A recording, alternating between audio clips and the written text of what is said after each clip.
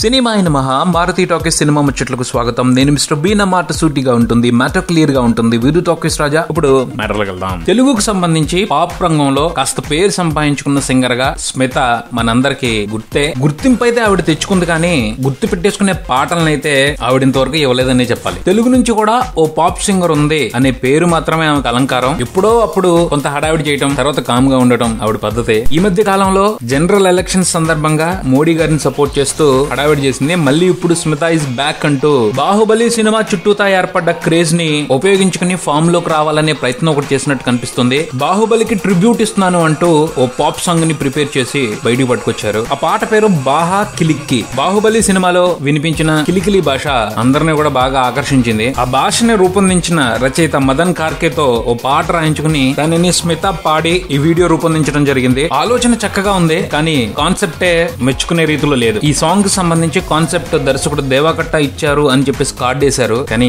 Concept అయితే స్పష్టంగా లేదు. ఆ పైన ఇంట్రెస్ట్ గా కూడా అనిపించలేదు. జనరల్ గా పాప్ సాంగ్ అంటే పాటలో ఓ చిన్నపాటి కథ చెప్పేస్తారు, కానీ ఈ పాటలో స్మిత తన డాన్సింగ్ స్కిల్స్ ని చూపించడానికి ఎక్కువ ప్రాధాన్యత ఇచ్చారు. బాలీవుడ్ డాన్స్ మాస్టర్ బాస్కో మంచి మూమెంట్స్ కంపోజ్ చేశారు, కానీ ఆ మూమెంట్స్ పెర్ఫార్మ్ చేస్తూ స్మిత అట్రాక్టివ్ గా అనిపించలేదు. బాహుబలి ప్రభాకర్ భీకరంగా కనిపిస్తూ అటెన్షన్ తీసుకుంటున్నాడు, కాకపోతే అతన్ని పాటలో ఇన్వాల్వ్ చేసిన విధానం ఇంప్రెసివ్ గా అనిపించలేదు. పాట మొదలవటమే ప్రభాకర్ కిలికిలి భాష మాట్లాడటంతో మొదలవుతుంది. తర్వాత స్మితని ఇంగ్లీష్ నేర్పించమని అడిగాడు. నేను ఇంగ్లీష్ కాదు, నీకు కిలిక్కి భాష నేర్పిస్తానని మొదలుపెట్టి పాట పాడింది. డాన్స్ చేస్తూ మొత్తానికి ఏదో చెప్పింది, అదేమో మనకు అర్థమై సావదు, ఎందుకంటే కిలికిలి భాష కదా. మొత్తానికైతే ఏదో చెప్పింది. ఆయన చివరికి ఆ భాష నేర్చుకున్నాడా లేదా అన్న దాని మీద కూడా ఒక క్లారిటీ కనిపించదు. అంటే కాన్సెప్ట్ డిజైన్ చేసింది దేవకట్ట స్మిత కలిసి కాబట్టి ఓ మాదిరి నాలెడ్జ్ ఉన్న వాళ్ళకి అర్థం కాని విధంగా ఏమైనా డిజైన్ చేశారేమో. అలాంటి విశేషం ఏదైనా ఉంటే గొప్ప సంగతి. బాహుబలి సినిమాలో కూడా కాలకేయులు ఏం మాట్లాడుతున్నారు అని చెప్పడానికి ఒక ట్రాన్స్లేటర్ ఉంటాడు. స్మిత గారు ఆ అవకాశం కూడా ఇవ్వలేదు. దాంతో